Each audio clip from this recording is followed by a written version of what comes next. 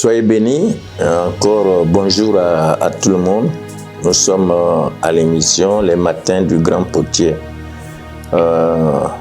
Encore un autre jour nouveau. Hier, nous avons vu la voie de la routine spirituelle. On a vu que cette voie transforme la vie de foi en monotonie. Aujourd'hui, nous allons voir la voie de la surcharge spirituelle. La surcharge spirituelle, elle prive de repos. Elle agit comme un esprit démoniaque d'activisme et de lourdeur.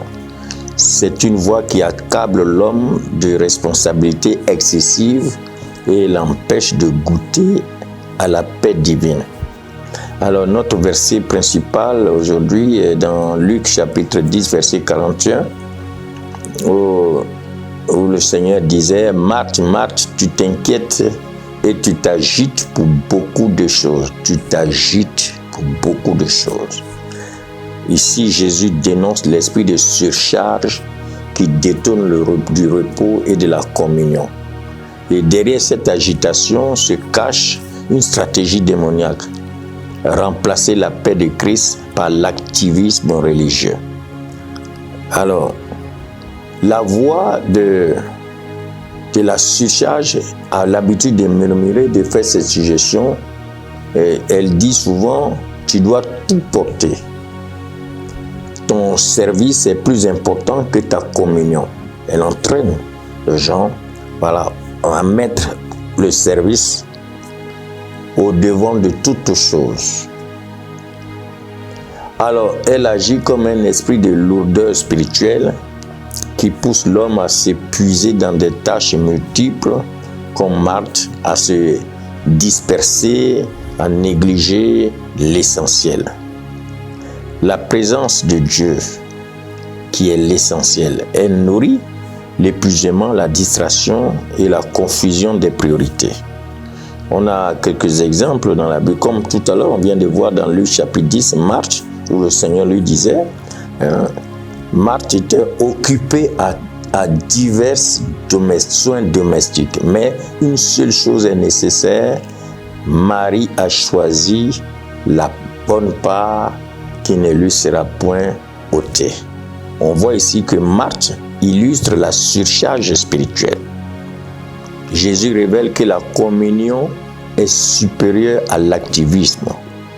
Il y a le cas de Moïse, Exode 18, verset 18. Jéthro dit à Moïse, tu t'épuiseras toi-même et tu épuiseras ce peuple qui est avec toi. Parce que Moïse portait trop de responsabilités. Et Jéthro, lui, est venu lui donner un conseil de déléguer pour briser l'esprit de surcharge. Donc, il a fait la délégation de la responsabilité. Les pharisiens, c'est la même chose.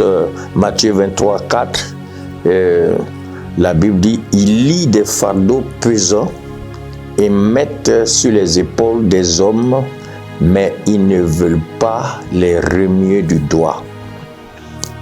Ça veut dire, les pharisiens imposaient une surcharge religieuse. Et Jésus a dénoncé leur lourdeur démoniaque qui écrasait les âmes.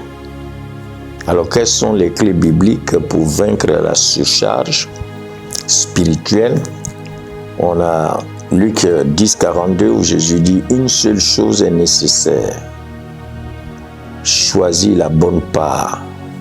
C'est privilégier la communion avec Jésus. » Matthieu chapitre 11, 29, Jésus a dit « Prenez mon joug sur vous et vous trouverez le repos pour vos âmes. » Le repos en Christ brise l'esprit de surcharge et apporte la paix. Ecclésiaste 7, 29 nous dit « Dieu a fait les hommes droits, mais ils ont cherché beaucoup de douleurs et beaucoup de détours. » Alors, la simplicité spirituelle protège contre la surcharge et les détours imposés par l'ennemi.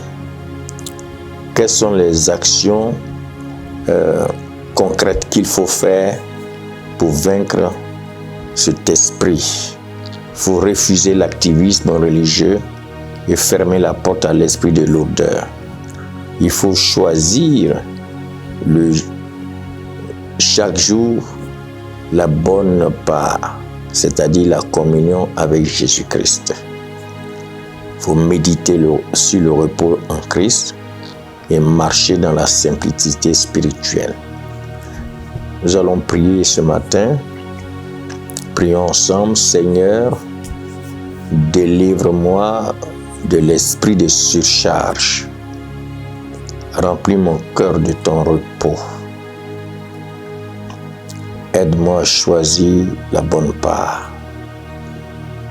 Fais de ma vie un témoignage de simplicité spirituelle. Faisons les déclarations ensemble. Je rejette la voie démoniaque de la surcharge. Je marche dans le repos de Christ. Mon cœur est rempli de paix divine. Ma vie reflète la simplicité spirituelle. Donc, en résumé, la voie de la surcharge spirituelle est une arme démoniaque qui accable l'homme de responsabilités excessives. Mais par le choix de la bonne part, le repos en Christ et la simplicité spirituelle, on peut la briser au nom de Jésus. Que le Seigneur vous bénisse. La prochaine fois, nous allons voir la voie de l'activisme spirituel. Au nom de Jésus. Amen.